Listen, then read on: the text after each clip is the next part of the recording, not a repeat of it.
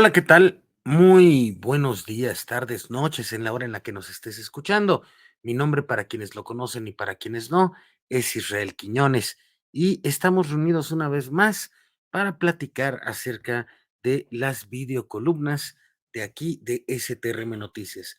Te agradecemos mucho el favor de tu atención, el que nos acompañes y compartas todos nuestros espacios.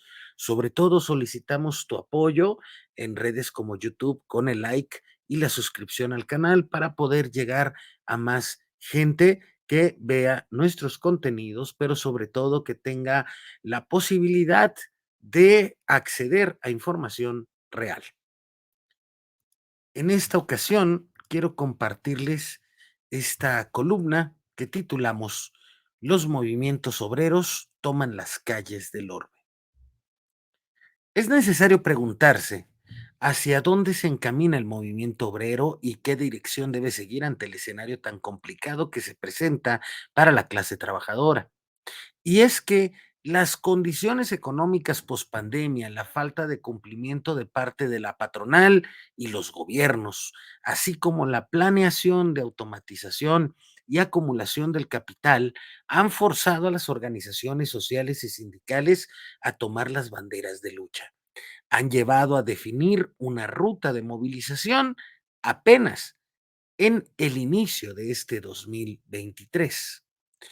La crisis económica, social y energética provocada por el conflicto bélico en Ucrania, además de las consecuencias derivadas de la pandemia, que aún no ha llegado a su final según la Organización Mundial de la Salud, han generado una cadena de estridentes conflictos obrero-patronales en el orbe.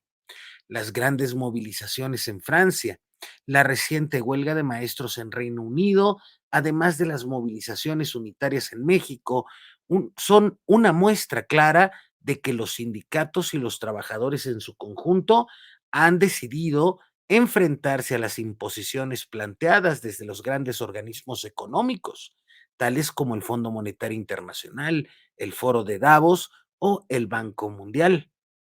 El crecimiento desmesurado del fenómeno inflacionario global ha llevado a millones de personas a la pobreza, mientras que las políticas monetarias no terminan de entender cómo mantener controlado el avance del precio de los alimentos y los energéticos, tales como el combustible y electricidad principalmente.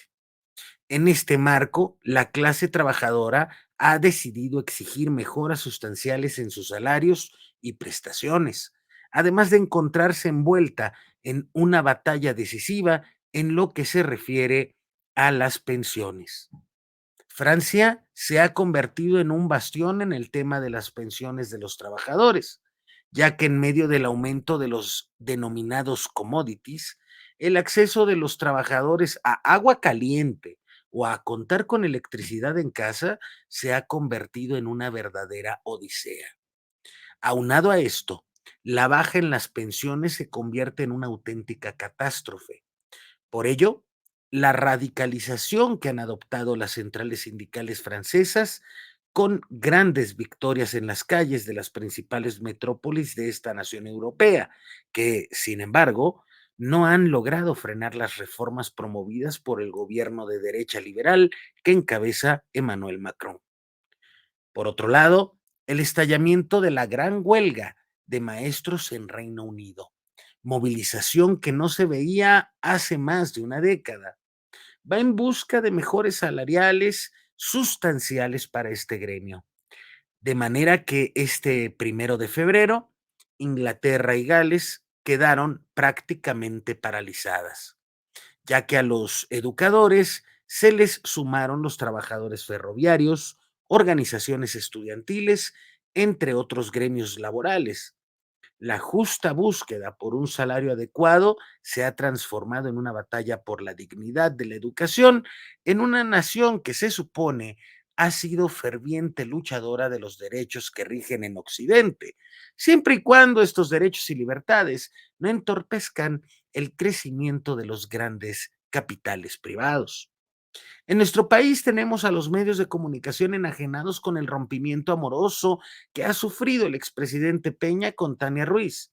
Somos testigos de la disputa entre los dirigentes priistas, peleándose por las migajas de lo que queda de ese partido, mientras que los trabajadores por millares toman las calles reclamando mejores condiciones, pero sobre todo dignidad.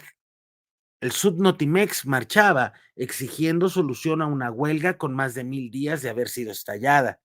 El SUTIN y los centros de investigación gritaban por más presupuesto para la ciencia, tecnología y la cultura. Y mientras los consejeros del INE presentan libros, cosa que no tiene nada que ver con el trabajo por el que ganan más de 300,000 pesos mensuales.